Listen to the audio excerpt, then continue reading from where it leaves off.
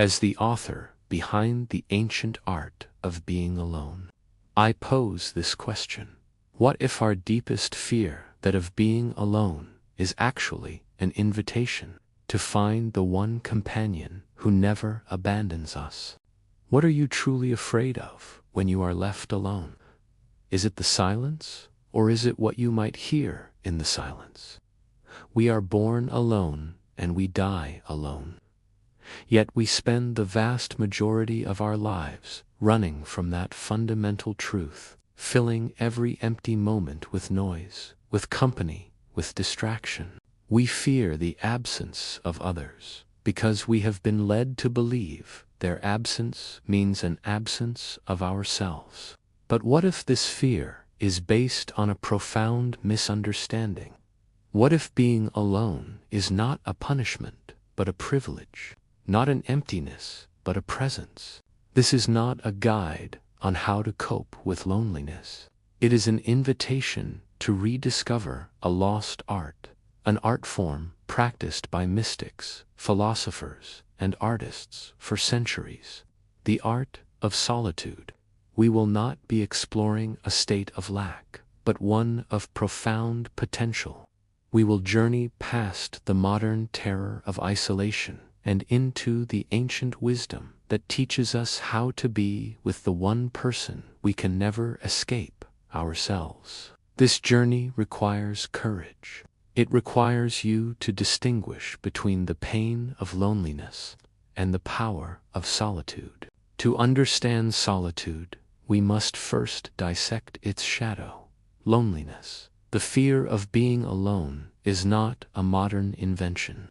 It is a primal echo, a ghost in our evolutionary code.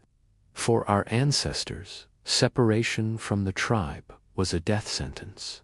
To be alone was to be vulnerable, exposed to the elements and to predators. Safety was in the group. Your identity was the group. This ancient terror still whispers to us today. It's the background anxiety you feel when you eat at a restaurant by yourself, the slight panic when weekend plans fall through, the compulsive reach for a phone in a quiet moment. Society amplifies this whisper into a roar. It celebrates the social, the connected, the extroverted ideal. We are shown a world where happiness is a party, success is a network, and love is never being apart. Our digital lives create an illusion of perpetual connection. We have hundreds of friends, yet we feel unseen. We scroll through endless streams of other people's lives, a practice that quietly reinforces the feeling that life is happening elsewhere, to everyone else. This is the paradox of modern loneliness. We are more connected than ever, and yet more isolated. Loneliness, then, is not the absence of people. It is the absence of a meaningful connection with yourself, drowned out by the noise of the world. But throughout history, some have intentionally walked away from that noise. They did not see the wilderness as a threat, but as a sanctuary. They are the architects of solitude. Think of the Desert Fathers, Christian ascetics, who retreated into the Egyptian sands in the 3rd century, not to escape the world, but to find God by first finding themselves.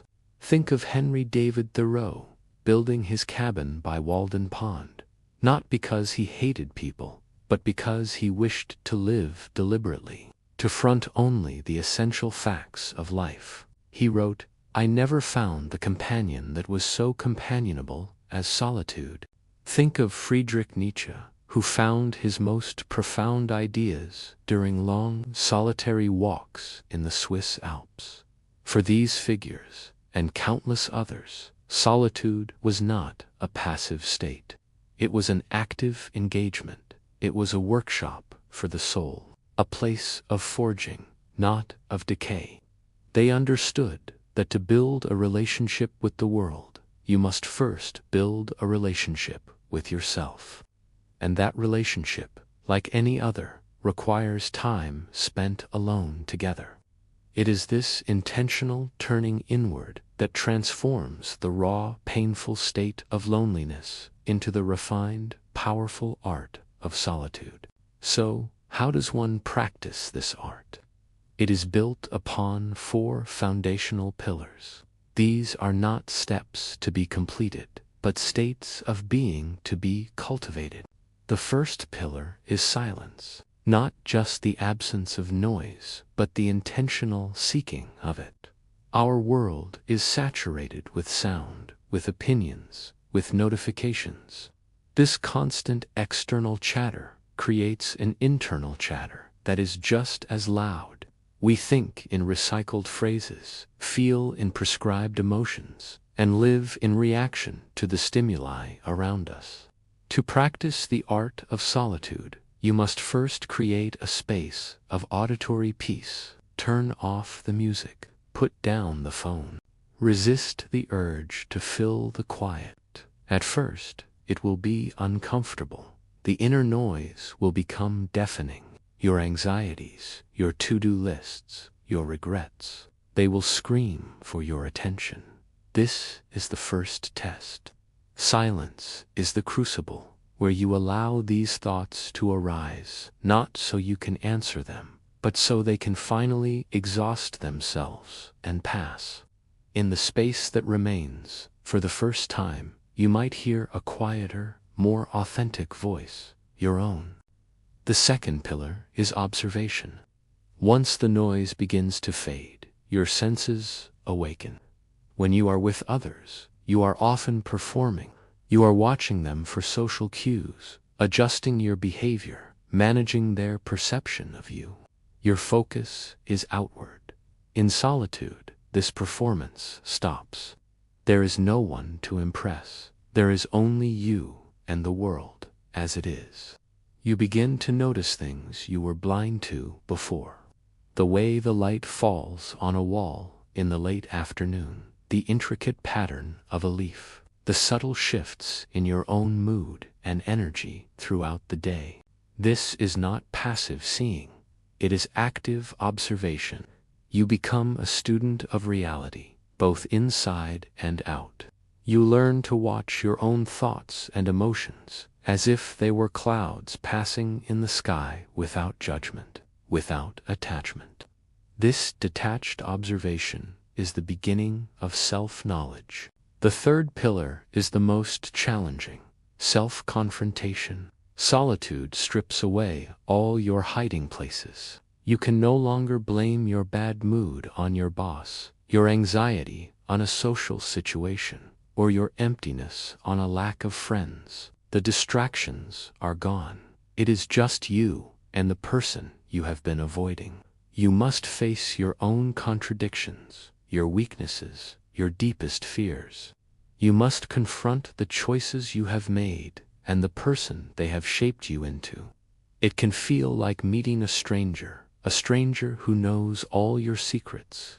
This is the part of the journey where many turn back, seeking the comfort of noise and crowds. But to master the art of solitude, you must stay. You must be willing to sit with this stranger, to listen to them, to understand them. This confrontation is not an act of self-criticism. It is an act of radical acceptance. It is the difficult, necessary work of integrating the shadows you have spent a lifetime running from. The fourth and final pillar is creation. Solitude is the fertile ground from which all new things emerge. It is not an end, but a beginning. After the silence, the observation, and the confrontation, a new space opens up within you. This is the space of creation. It could be art, music, or writing. But it could also be the creation of a new idea, a new perspective, a new plan for your life. It is the act of taking the raw materials of your inner world and shaping them into something meaningful. When you are alone, you are free from the influence of the group. You can think thoughts that have never been thought before. You can connect ideas in novel ways. you can finally design a life based on your own internal compass, not a map drawn by others. This creative act is what solidifies your relationship with yourself. You are no longer just a passive observer of your life. You are its active architect. There is a paradox at the heart of this journey. A common fear is that by embracing solitude, you will become a hermit, detached from humanity, cold and aloof. The truth is the precise opposite. The art of being alone does not destroy your relationships with others. It is the very thing that makes them possible.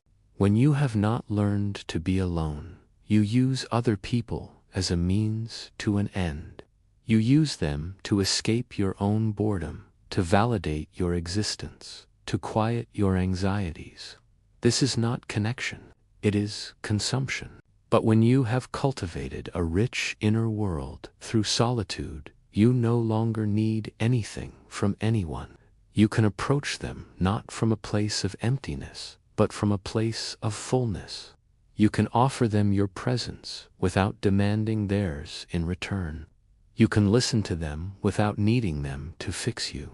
Your connections become deeper, more authentic, more meaningful, because you are no longer bringing a fragmented self to the table, hoping someone else will make you whole. You are bringing a complete person. The profound truth is that the capacity for true connection with others is directly proportional to your capacity for solitude. The ancient fear of being alone was the fear of physical annihilation. Today, the modern fear of being alone is the fear of psychological annihilation. The fear that without the mirror of another person, we will find that there is nothing there to see, that we are hollow. The art of being alone is the courageous process of discovering that this is a lie. It is the journey of turning the stranger within into a trusted companion, of turning the empty silence into a pregnant stillness. The ultimate freedom is realizing that your own presence is enough.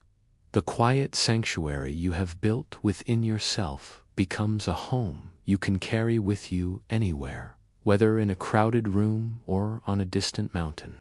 It is the discovery that you were never truly alone at all. After the noise of the world finally fades, and you are left with only the simple rhythm of your own breath, who is it that you find waiting there? If this exploration of inner space resonated with you, perhaps you will find meaning in our video on the psychology of your true self.